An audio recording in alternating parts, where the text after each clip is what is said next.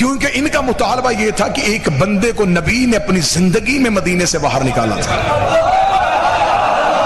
بادشاہ حسین آپ کی تائید پہ آپ کا ہاتھ اٹھانا گواہی کے طور پہ درج ہے۔ اس بندے کو نبی نے اپنی زندگی میں مدینے سے باہر نکالا تھا۔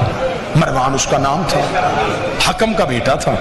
باپ اور بیٹا دونوں مل کے رسالت ماپ گلیوں میں چلتے تھے، یہ پیچھے نبی کی نقلیں اتارتے تھے اور نبی کو طعن و تشنیع معاذ اللہ ثم معاذ اللہ توہین کرتے تھے۔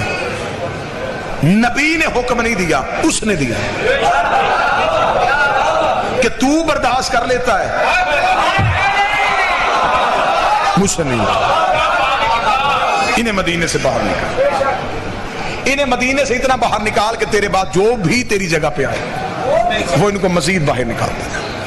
جب تیسرا خلیفہ آیا تو بجائے ان کو باہر نکالنے کے اسے مدینے بلایا، صرف مدینے نہیں بلایا، اسے مصر جیسی اہم ریاست کا گورنر بنا دیا۔ نوجوانوں کے لیے یہ باتیں نہیں ہوگی لیکن ضرور ان باتوں کو ذہن میں رکھنا، یہ میں پوری تاریخ کا سفر لمحوں میں کرنے لگا ہوں۔ مصر کا گورنر بنا دیا۔ مصر اس دور کی سب سے مہنگی اسلامی ریاست، سب سے زیادہ پیسہ مصر سے آتا تھا اور سب سے بڑے خائن کو اس کے اوپر گورنر بنا دیا۔ مدینے کے لوگوں نے جو پرانے رہنے والے تھے وہ اکٹھے ہو کے آئے حضرت محمد بن ابی بکر کے پاس۔ کون کہتا ہے کہ ہم صحابہ کا احترام نہیں کرتے؟ بسم اللہ۔ محمد بن ابی بکر کے پاس اور انہوں نے آ کے محمد بن ابی بکر سے کہا کہ آپ جا کے مولا علی سے کہیں کہ اسے کہے کہ اسے مصر کی گورنری سے ہٹائے۔ محمد بن ابی بکر رات کے وقت مولا علی کے پاس گھر آئے۔ اب محمد بن ابی بکر جو ہے وہ مولا علی کے پاس گئے، مولا علی سے کہا کہ مولا آپ اس سے جا کے کہیں خلیفہ سے کہ یہ اس کو معزول کرے۔ مولا محمد بن ابی بکر کو ساتھ لے کے دربار میں گئے۔ جب دربار میں پہنچے تو نوکر نے جا کے انہیں بتایا کہ اصل حاکم آیا ہے۔ جو بندے سر ہلا رہے ہیں وہ تھوڑی دیر کے لیے اگر جاگ جائیں تو ان کے لیے بہتری ہے۔ اسے جا کے خبر دی کہ اصل حاکم ہے، حقیقی وارث آیا ہے۔ وہ اٹھ کے اور کیا کہ انہوں نے مولا علی سے پوچھا، جی ہاں جی اے وصی رسول، اے جانشین پیغمبر، اے دماد رسول، آپ کیوں آئے؟ مولا فرمایا میں تجھ سے پوچھنے آیا ہوں کہ تو نے اسے مصر کا گورنر کیوں لگایا؟ اس کا آپ حکم کرتے ہیں تو ہم اسے ابھی عہدے سے ہٹا دیتے، تو آپ کو موضوع بندہ آپ دے دیں جسے ہم مصر کا گورنر لگائیں۔ محمد بن ابی بکر مولا علی کے ساتھ کھڑے تھے۔ اسے محمد بن ابی بکر طرف دے کے کہا میرے خیال میں محمد سے زیادہ موضوع کوئی نہیں ہے، اسے مصر کا گورنر لگا دیتے۔ فوری طور پہ اپنے کاتب کو جگایا کہ ایک سرکاری حکم نامہ لکھا کہ محمد بن ابی بکر میرا خط لے کے تمہارے پاس آ رہا ہے، جو ہی محمد تیرے پاس پہنچے اپنے آپ کو عہدے سے معزول سمجھ، اپنی جگہ پہ محمد کو تخت پہ بٹھا، سارے انتظامات محمد کے حوالے کر کے خود مدینے پہنچ۔ یہ تحریر لکھ کے محمد بن ابی بکر کے حوالے کی۔ محمد بن ابی بکر نے تحریر کو بند کیا۔ مولا علی چلے دربار سے، مولا بازار میں، محمد ساتھ، محمد سوچ رہا علی کے آنے کی وجہ سے اس نے اتنا علی کا حیا کیا، اتنی علی کی عزت کی کہ مولا نے ایک ہی شکایت کی، اس نے فوراً دور کر دی۔ چلتے چلتے علی کے گھر کا دروازہ آ گیا، جو ہی علی دروازے سے ایک قدم اندر ایک باہر تھا، یا محمد نے کہا مولا آپ گھر کے اندر جا رہے ہیں، زحمت دوبارہ نہ مجھے دینی پڑے، مجھے بتائیں کہ میں ابھی مصر کے لیے نکل جاؤں؟ مولا نے پردے سے پیچھے سر ہٹا کے کہا چلے جا لیکن رات کو سفر نہ کرنا ہے۔ چلے جا لیکن حکیم کا کوئی فعل حکمت سے خالی نہیں ہوتا۔ محمد بن ابی بکر کے ذہن میں یہ بات بیٹھ گئی کہ جب علی نے کہا ہے نا کہ نہیں کرنا، اس کا مطلب اس نہیں میں کوئی راز ہے۔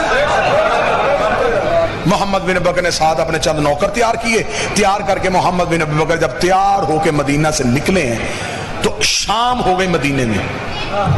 مدینہ سے تھوڑے سے فرسخ کے فاصلے پہ گئے تھے، رات ہو گئی۔ محمد نے اپنے غلاموں سے کہا یہی خیمے لگا دو۔ انہوں نے کہا جی ابھی سفر شروع کیا اور ابھی خیمے؟ اس نے کہا علی نے کہا تھا رات کو سفر نہیں کرنا، حکم علی تھا تو لہذا ابھی یہیں پہ خیمے لگے ہیں۔ وہیں پہ پڑاؤ ہو گیا، پڑاؤ ہو کے آگ روشن کر دی گئی. آگ اس لیے روشن کی جاتی تھی کہ اگر کوئی دور سے گزر رہا ہو تو اسے پتا چلے کہ کوئی لوٹنے والے نہیں بیٹھے, کوئی شریف بیٹھے ہوئے, کسی قافلے نے پڑاؤ کیا ہوا. آگ روشن ہو گئی. جناب محمد بن ابی بکر نے آ کے خیمے میں مصلی بچھایا, عبادت الہیہ میں مشغول ہو گئے. ابھی محمد عبادت کر رہے تھے, یا محمد کو اپنے کانوں میں کسی گھوڑے کے دوڑنے کی ٹاپوں کی آواز آئی. محمد بن ابی بکر نے فوراً کان آواز کی طرف کیا. اب آواز سے محمد بن ابی بکر نے اندازہ لگایا ایک ہی گھوڑا ہے, گھوڑا بھی اعلیٰ نسل کا ہے, بھاگ بھی تیز رہا ہے, نکلا بھی ابھی مدینے سے ہے. پھر فوراً ذہن میں سوال ہے, اگر یہ شخص مدینے سے نکلا تھا, یہ رات کے وقت اکیلا سفر کیوں کر رہا ہے؟ اگر اس نے سفر کرنا تھا تو یہاں قافلہ تھا, یہ قافلے کے ساتھ کیوں نہیں آیا؟ یہ سوال ذہن میں تھے, یا علی کی بات آ گئی یاد, رات کو سفر نہ کرنا. محمد بن ابی بکر تو پہلے ہی راز ڈھونڈ رہا تھا. محمد بن ابی بکر نے فوراً خیمے سے باہر نکلے, اپنے نوکر سے جلدی جلدی اٹھ اٹھ اٹھ, گھوڑے پہ زین رکھ, بندہ پکڑ. اسے گھوڑے پہ زین رکھی, گھوڑا دوڑایا, بندہ گرفتار کر کے محمد بن ابی بکر کے قدموں پہ. محمد نے پوچھا کون ہے تو؟ اسے کہا جی مدینے کا رہنے والا. کہاں جا رہا ہے؟ یمن. کیوں جا رہا ہے؟ اس نے کہا اسی ذاتی کام کے سلسلے میں. محمد بن ابی بکر نے اپنے نوکروں سے کہا اس کی تلاشی لو. جامع تلاشی لی گئی, کچھ ذاتی سامان کو زیادہ رہا, اس کے علاوہ کچھ نہیں. محمد نے کہا اور اس کے پاس کیا؟ انہوں نے کہا اس کے گھوڑے کی گردن میں ایک مشکیزہ ہے پانی کا, پانی کا مشکیزہ نکالو. نکالو. کیا اس میں؟ اس کا پانی ہے. فرمایا اسے تلوار سے چیرو. چیرا, پانی بہاؤ, پانی بہایا. ہاتھ ڈالو, اندر سے شیشے کی بوتل, اس کے اندر ایک خط. محمد بن ابی بکر نے تلوار کی نیام مار کے بوتل کو توڑا, اندر سے خط کو نکالا, خط کو کھولا. خط میں لکھا ہوا تھا کہ تیری طرف محمد میرا خط لے کے آ رہا ہے. محمد بن ابی بکر کے پہنچنے سے پہلے کہ تیز رفتار گھوڑا سوار سپاہی تجھ تک پہنچ جائے گا. ایک دستہ لشکر کا مصر کے باہر کھڑا کر دینا جو محمد کو تجھ تک پہنچنے سے پہلے قتل کر دے, اور محمد کی لاش کسی ویرانے میں پھینک دینا. محمد بن بکر نے خط پڑھا, خط کو بند کیا, منہ مدینے کی طرف کر کہا اور سفروں سے بچانے والے,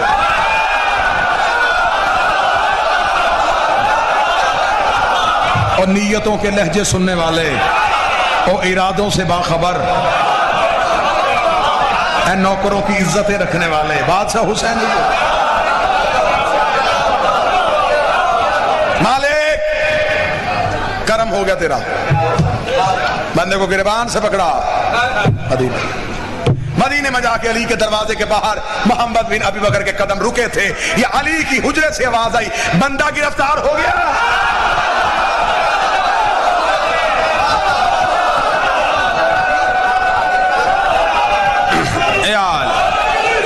پسند ہے موضوع کے نہیں بچا, بندہ گرفتار ہو گیا. اس نے کہا یا علی بندہ گرفتار ہو گیا. علی باہر آئے, محمد نے قدموں پہ ہاتھ رکھے گا مولا جب خبر تھی مجھے کیوں بھیجا؟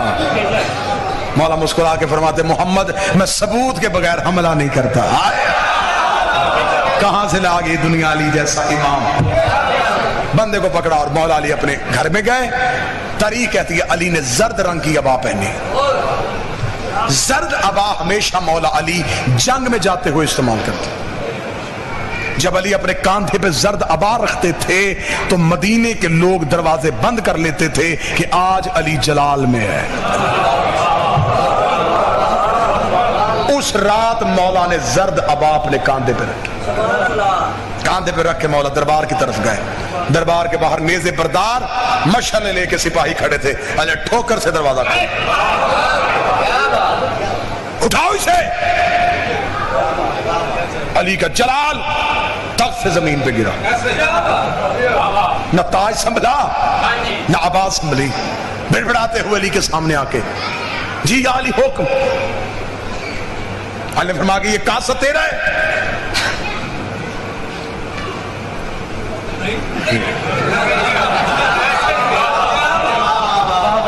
مولانا محمد خط دے, خط تیرا ہے.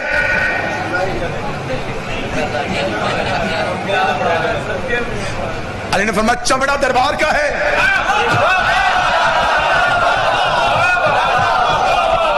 کیونکہ اس دور میں سرکاری خطوط لکھنے کے لیے مخصوص چمڑا استعمال ہوتا تھا جو بازار میں بیچنا خریدنا جرم تھا۔ مولا فرمایا یہ چمڑا دربار کا ہے، اب اس سے انکار نہیں ہو سکتا۔ دستخط تیرے ہیں، مہر تیری ہے، کاسٹ تیرا ہے، گھوڑا دربار کا ہے،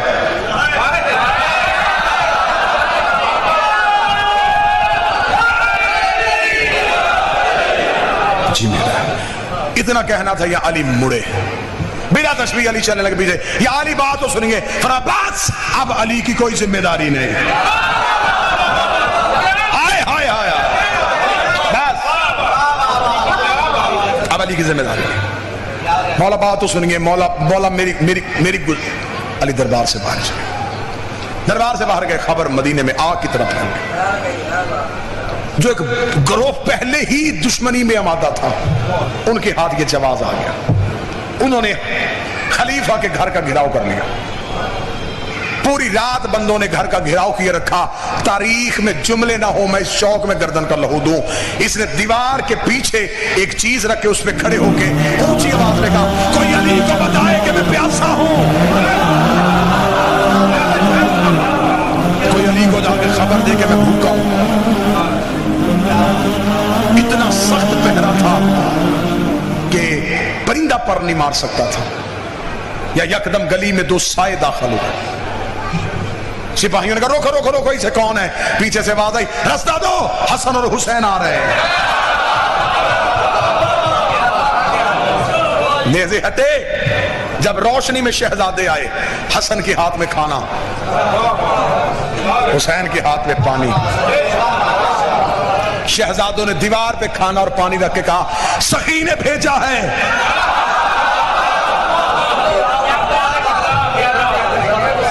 اس نے دیوار کے پیچھے سے کھڑے ہو کے آواز دے کے کہا شہزادو بابے کو بتاؤ میری جان خطرے میں ہے۔